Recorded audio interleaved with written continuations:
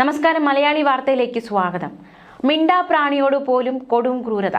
കഴിഞ്ഞ ദിവസം നടന്ന അതിക്രൂരമായ ഒരു സംഭവത്തിലേക്കാണ് നമ്മൾ പോകുന്നത്. പൂച്ചയെ കൊല്ലുന്ന ദൃശ്യങ്ങൾ ഇൻസ്റ്റഗ്രാമിൽ സ്റ്റോറിയാക്കി യുവാവിന്റെ കൊടും ക്രൂരത. പാലക്കാട് ചെർപ്പുളശ്ശേരി സ്വദേശിയായ ലോറി ഡ്രൈവർ ഷജീർ ആണ് ഇത്തരത്തിലൊരു കൊടും ക്രൂരത ചെയ്തത്. സംഭവത്തിൽ പോലീസ് അന്വേഷണം തുടങ്ങി. ഇൻസ്റ്റഗ്രാം സ്റ്റോറിയുടെ തുടക്കത്തിൽ പൂച്ചയ്ക്ക് ഭക്ഷണം കൊടുക്കുന്നതാണ് ഉള്ളത്. തുടർന്ന് അതിനെ കൊന്ന് അവയവങ്ങളെല്ലാം ഒരു ഭാഗത്തേക്ക് മാറ്റി മറ്റൊരു ഭാഗത്ത് തലയും വെച്ചു. പിന്നീട് ഇരുമ്പ് കമ്പി കൊണ്ട് ഈ ശരീരഭാഗങ്ങൾ അടിച്ചു പരത്തി. സ്റ്റോറി കണ്ട് സുഹൃത്തുക്കൾ വിളിച്ചു ചോദിച്ചപ്പോൾ പൂച്ചയുടെ മാംസത്തിന് മനുഷ്യ മാംസത്തേക്കാൾ രുചിയുണ്ടെന്നായിരുന്നു ഇയാളുടെ പ്രതികരണം. ലഹരി ഉപയോഗിച്ചാണോ ഇത്തരത്തിലൊരു കൊടും ക്രൂരത എന്ന കാര്യത്തിൽ വ്യക്തത വരേണ്ടതായിട്ടുണ്ട്. എന്തായാലും ഈ സംഭവം ഒന്നടങ്കം സകലരെയും നടുക്കിയിരിക്കുകയാണ്. ഷജീർ എന്തിന് ഇത്തരത്തിലൊരു കൊടും ക്രൂരത ചെയ്തു? പൂച്ച മാംസം തിന്നാൻ ഭയങ്കര രുചിയാണെന്നൊക്കെ പറഞ്ഞാണ് ഇത്തരത്തിലൊരു ക്രൂരത ചെയ്തിരിക്കുന്നത്. തീർച്ചയായിട്ടും ഇത് അംഗീകരിക്കാനാവാത്തൊരു ക്രൂരതയായി മാറിയിരിക്കുകയാണ്. സമൂഹ മാധ്യമങ്ങളടക്കം വലിയ രീതിയിലുള്ള പ്രതിഷേധമാണ് ഷജീറിനെതിരെ ഈ ഒരു സംഭവവുമായി ബന്ധപ്പെട്ട് ഉയരുന്നത്. എന്തായാലും ഈ സംഭവം വളരെയധികം നടുക്കുന്നതായി മാറിയിരിക്കുകയാണ്. സമൂഹ മാധ്യമങ്ങളടക്കം ഷജീർ എന്ന വ്യക്തിക്കെതിരെ വലിയ രീതിയിലുള്ള വിമർശനം ശക്തമാകുന്നു. ചില വിമർശനങ്ങൾ ഇപ്രകാരമാണ്: എങ്ങനെ പറ്റിയിടോ തനിക്ക് അതിനെ ഇങ്ങനെ ചെയ്യാൻ? ഈ കാലമാടനെ പെട്ടെന്നൊന്നും വിളിക്കരുത്, ഇഞ്ചി ചതയ്ക്കുന്ന പോലെ ചതച്ചിട്ട് കൊല്ലണം എന്നതടക്കമുള്ള കമന്റുകളാണ് രോക്ഷമായിട്ട് വന്നുകൊണ്ടിരിക്കുന്നത്. നീ ചെയ്തതെന്തോ അത് തിരിച്ചു കിട്ടിയിരിക്കുമെന്നും അടുത്തത് ഏതെങ്കിലും മനുഷ്യനെ ഇങ്ങനെ ഒരു വാർത്ത എല്ലാവരും കരുതിയിരുന്നോ എന്നതടക്കമുള്ള മുന്നറിയിപ്പുകൾ, ഇത്തരത്തിലുള്ള പല രീതിയിലുള്ള വിമർശനമാണ് ഇയാൾക്കെതിരെ ഉയരുന്നത്. എന്തായാലും ഇത്തരത്തിൽ വലിയ രീതിയിലുള്ള വിമർശനമാണ് ഷജീർ എന്ന വ്യക്തിക്കെതിരെ, ഈ ക്രൂരത ചെയ്ത വ്യക്തിക്കെതിരെ ഉയർന്നുകൊണ്ടിരിക്കുന്നത്. അതേസമയം നമ്മൾ ഇനി പോകുന്നത് മറ്റൊരു വാർത്തയിലേക്കാണ്. കഴിഞ്ഞ ദിവസം ചേർത്തലയിലുണ്ടായ, അതായത് ജൈനമ്മ തിരോധാന കേസുമായി ബന്ധപ്പെട്ടുള്ള കൂടുതൽ വിവരങ്ങളിലേക്കാണ് നമ്മൾ പോകുന്നത്. പോലീസ് അറസ്റ്റിലായ സെബാസ്റ്റ്യന്റെ വീട്ടിൽ കഴിഞ്ഞ ദിവസം തെളിവെടുപ്പ് നടത്തി. സെബാസ്റ്റ്യന്റെ പുരയിടത്തിൽ നിന്ന് 20ഓളം അസ്ഥി കഷ്ണങ്ങൾ കണ്ടെത്തി. ഇവ കത്തിക്കരിഞ്ഞ നിലയിലാണ് കണ്ടെത്തിയത്. കെടാവറ നായ സ്ഥലത്തെത്തിച്ചാണ് പരിശോധന നടത്തിയത്. സെബാസ്റ്റ്യനെ ക്രൈംബ്രാഞ്ച് എസ്പിയുടെ നേതൃത്വത്തിൽ വീടിനകത്ത് ചോദ്യം ചെയ്തു. അതേസമയം സെബാസ്റ്റ്യൻ അന്വേഷണത്തോട് സഹകരിക്കാത്തത് അന്വേഷണത്തിന് വെല്ലുവിളിയാണ്. അസ്ഥി കഷ്ണങ്ങൾ കണ്ടെത്തിയ അതേ സ്ഥലത്ത് നിന്നാണ് കഴിഞ്ഞ ദിവസങ്ങളിലും അസ്ഥികൾ കണ്ടെത്തിയത്. പുരയിടത്തിലെ കുളത്തിലെ വെള്ളം വറ്റിച്ചും പരിശോധന നടത്തിയിരുന്നു. സെബാസ്റ്റ്യനെ രാവിലെ സ്ഥലത്തെത്തിച്ച് തെളിവെടുപ്പ് നടത്തുകയായിരുന്നു. പല കാലഘട്ടങ്ങളായിട്ട് 4 സ്ത്രീകളെ കാണാതായി. ഇവരുമായി ബന്ധപ്പെട്ടുള്ള അന്വേഷണമാണ് പുരോഗമിക്കുന്നത്. കുളം വറ്റിച്ചപ്പോൾ വസ്ത്രത്തിന്റെ ഭാഗങ്ങളും ഒരു കൊന്തയുടെ ഭാഗവും കണ്ടെത്തി. സെപ്റ്റിക് ടാങ്ക് ഉൾപ്പെടെ ഇളക്കി പരിശോധിച്ചിരുന്നു. ബിന്ദു പത്മനാഭൻ എന്ന സ്ത്രീയെ കാണാതായ സമയത്ത് സെബാസ്റ്റ്യൻ വീടിന്റെ അകത്ത് ടൈൽ മാറ്റി ഗ്രനേറ്റ് പാകിയതായി കണ്ടെത്തിയിട്ടുണ്ട്. അവിടെ എന്തെങ്കിലും കുഴിച്ചിട്ടുണ്ടോ എന്നാണ് പോലീസ് പരിശോധിക്കുന്നത്. എന്തായാലും ഈ സെബാസ്റ്റ്യൻ ഈ സ്ത്രീകളെയൊക്കെ അപായപ്പെടുത്തിയതാകാം എന്ന തരത്തിലാണ് ഇപ്പോൾ അന്വേഷണം മുന്നോട്ട് പോകുന്നത്. സെബാസ്റ്റ്യൻ യാതൊരു രീതിയിലും അന്വേഷണ സംഘത്തോട് സഹകരിക്കുന്നില്ല. കൂടുതൽ മൃതദേഹ അവശിഷ്ടങ്ങളോ കേസിൽ നിർണായകമായേക്കാവുന്ന തെളിവുകളോ കിട്ടുമെന്ന് തന്നെയാണ് അന്വേഷണ സംഘത്തിന്റെ കണക്കുകൂട്ടൽ. 2.25 ഏക്കറോളം വരുന്ന പുരയിടമാണ്. കുളങ്ങളും ചതുപ്പ് നിലങ്ങളുമുള്ള ഇടമാണ്. ഇവിടങ്ങളെല്ലാം പരിശോധന നടത്തുന്നുണ്ട്. പള്ളിപ്പുറത്ത് വീടും പരിസരവും കേന്ദ്രീകരിച്ചും പരിശോധന നടത്തുന്നുണ്ട്.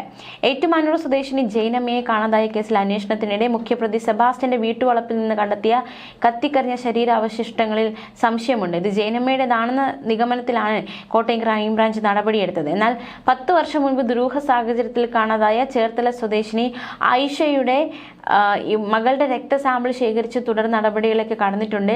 ആലപ്പുഴ ക്രൈംബ്രാഞ്ച് സംഘം ചേർത്തല താലൂക്ക് ആശുപത്രിയിൽ എത്തിച്ചാണ് രക്തം ശേഖരിച്ച് DNA പരിശോധനയ്ക്ക് അയച്ചത്. ജൈനമ്മയുടെ സഹോദരങ്ങളെ രക്തം നേരത്തെ അയച്ചിരുന്നു. കിട്ടിയ തലയോട്ടിയുടെയും തുടയലുകളുടെയും പ്രാഥമിക പരിശോധനയിൽ മരിച്ചത് ജൈനമ്മയാണെന്ന് ഉറപ്പിക്കാനാകില്ലെന്ന നിഗമനത്തിലാണ് അന്വേഷണ സംഘം. ഇതിന്റെ അടിസ്ഥാനത്തിലാണ് ഈ നടപടികളിലേക്ക് അടക്കം കടക്കുന്നത്. എല്ലുകളുടെ പഴക്കം, തലയോട്ടിയോടൊപ്പം കിട്ടിയ കമ്പിയിട്ട പല്ല്, ഇതൊക്കെ സംശയങ്ങൾക്കിടയാക്കിയിട്ടുണ്ട്. ജൈനമ്മയ്ക്ക് അത്തരത്തിൽ പല്ലുകളില്ല, ബന്ധുക്കൾ ഉറപ്പിക്കുന്നുണ്ട്. പക്ഷേ ഐഷയ്ക്ക് ഒരു വെബ് പല്ലുണ്ടെന്ന് കണ്ടെത്തിയിട്ടുണ്ട്. അടുത്തയാഴ്ചയോടെ DNA ഫലം വരുമ്പോൾ ഈ കാര്യത്തിൽ ഒരു സ്ഥിരീകരണം ഉണ്ടാകും. ജൈനമ്മ പള്ളിപ്പുറത്തെ വീട്ടിൽ വെച്ചാണ് കൊല്ലപ്പെട്ടതെന്ന് ഉറപ്പിച്ചാണ് കോട്ടയം ക്രൈംബ്രാഞ്ചിന്റെ നടപടികൾ. കാണാതായ 2024 ഡിസംബർ 23 തന്നെ ഇവർ കൊല്ലപ്പെട്ടിട്ടുണ്ടെന്നും ശരീരാവശിഷ്ടങ്ങൾ പള്ളിപ്പുറത്തെ വീട്ടുവളപ്പിൽ തന്നെ ഉണ്ടെന്നുമാണ് കണക്കാക്കൽ. സെബാസ്റ്റ്യൻ കുറ്റസമ്മതം നടത്തി, പക്ഷേ ശരീരാവശിഷ്ടങ്ങളുടെ കാര്യത്തിൽ വ്യക്തത നൽകിയിട്ടില്ല. ജൈനമ്മ ധരിച്ചിരുന്ന സ്വർണ്ണാഭരണങ്ങളടക്കം അപഹരിച്ച് പണം വയ്ക്കുകയും പിന്നീട് എടുത്തു വിൽക്കുകയുമായിരുന്നു. ഇവ പോലീസ് വീണ്ടെടുത്തിട്ടുണ്ട്. കസ്റ്റഡിയിലുള്ള പ്രതി പരസ്പര വിരുദ്ധമായ മൊഴികളിലൂടെ ഉദ്യോഗസ്ഥരെ വട്ടം കറക്കുകയാണെന്നാണ് സൂചന. പഠിച്ചുറപ്പിച്ച മൊഴിയാണ് നൽകുന്നത്. ഈ ഒരു കേസ് വളരെയധികം നടുക്കിയിരിക്കുകയാണ്. പുല്ലുവെട്ടി ഉപയോഗിച്ച് വീട്ടുവളപ്പ് തെളിച്ചാണ് കഴിഞ്ഞ ദിവസം ഒക്കെ തെളിവെടുപ്പ് പരിശോധനയൊക്കെ നടത്തിയത്. മണ്ണുമാന്തി യന്ത്രം ഉപയോഗിച്ചിട്ടുണ്ടായിരുന്നു, കടാവർ നായ എത്തിച്ചിരുന്നു, വീട്ടുവളപ്പിലെ കുളം വറ്റിച്ചു. ഇത്തരത്തിൽ ഒരുപാട് കാര്യങ്ങൾ ചെയ്തിട്ടാണ് ഈ ഒരു അന്വേഷണം മുന്നോട്ട് പോയിക്കൊണ്ടിരിക്കുന്നത്. മാത്രമല്ല സെബാസ്റ്റ്യന്റെ വീട്ടുവളപ്പിൽ കൂടുതൽ അസ്ഥി കഷ്ണം കണ്ടെത്തുന്നതിനോടൊപ്പം തന്നെ ഇയാളുടെ വീട്ടിനുള്ളിൽ രക്തക്കറയും കണ്ടെത്തുന്ന സാഹചര്യമാണ് ഉണ്ടായിരിക്കുന്നത്. ജൂലൈ 28 പരിശോധനയിൽ കണ്ടെത്തിയതിന് സമീപമാണ് പുതുതായിട്ടുള്ള അസ്ഥി കഷ്ണവും കിട്ടിയിരിക്കുന്നത്. എന്തായാലും വലിയ രീതിയിലുള്ള അന്വേഷണം തന്നെയാണ് പുരോഗമിക്കുന്നത്. ഈ പരിശോധന നടക്കുന്ന സമയത്ത് പോലും യാതൊരു കൂസലും ഇല്ലാതെയാണ് സെബാസ്റ്റ്യൻ നിന്നത് എന്നതും ഏറ്റവും ശ്രദ്ധേയം. ഉദ്യോഗസ്ഥരുടെ ചോദ്യം ചെയ്യലിൽ കൃത്യമായ മറുപടി ഇയാൾ നൽകുന്നില്ല. രാത്രി വൈകിയും പരിശോധന തുടർന്നിരുന്നു. അഗ്നിരക്ഷാസേന, ഡൈവിംഗ് ടീം, ഫോറൻസിക് വിഭാഗം എന്നിവ തുടങ്ങിയവർ പരിശോധനയ്ക്ക് എത്തിയിരുന്നു. എന്തായാലും കൂടുതൽ ഇരകൾ ഉണ്ടാകാമെന്നാണ് ക്രൈംബ്രാഞ്ചിന്റെ നിഗമനം. ഇയാൾ ഒറ്റയ്ക്കല്ല ഈ കൃത്യങ്ങൾ നടത്തിയത് എന്ന നിഗമനത്തിലാണ് അന്വേഷണ സംഘം. പള്ളിപ്പുറത്തെ വീട് കേന്ദ്രീകരിച്ച് കൊലപാതകം ഉൾപ്പെടെ നടന്നതായി സ്ഥിരീകരിക്കുന്നതിനൊപ്പം കുറ്റകൃത്യങ്ങളിൽ ഇയാൾക്ക് സഹായികളുണ്ടെന്നും ക്രൈംബ്രാഞ്ച് സംഘത്തിന് വിവരം കിട്ടിയതായാണ് സൂചന. കൂടുതൽ സ്ത്രീകൾ സെബാസ്റ്റ്യൻ ഇരകളായിട്ടുണ്ടാകാമെന്നും അന്വേഷണ സംഘം വിലയിരുത്തുന്നുണ്ട്.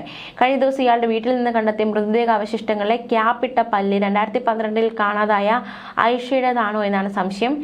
എന്നാൽ DNA പരിശോധനാ റിസൾട്ടൊക്കെ വരേണ്ടതായിട്ടുണ്ട്. വീട്ടിലെ പരിശോധനയ്ക്കിടെ തിങ്കളാഴ്ച നടത്തിയ ചോദ്യം ചെയ്യലിലും നിസ്സംഗഭാവമായിരുന്നു സെബാസ്റ്റ്യന്. പ്രതിയുടെ ആരോഗ്യാവസ്ഥയും അന്വേഷണത്തെ പ്രതികൂലമായി ബാധിക്കുന്നുണ്ട്. സെബാസ്റ്റ്യൻ ആരോഗ്യവാനായിരുന്ന ഘട്ടത്തിലായിരുന്നു ഇയാളുമായി ബന്ധമുണ്ടായിരുന്ന സ്ത്രീകളെ കാണാതായത്.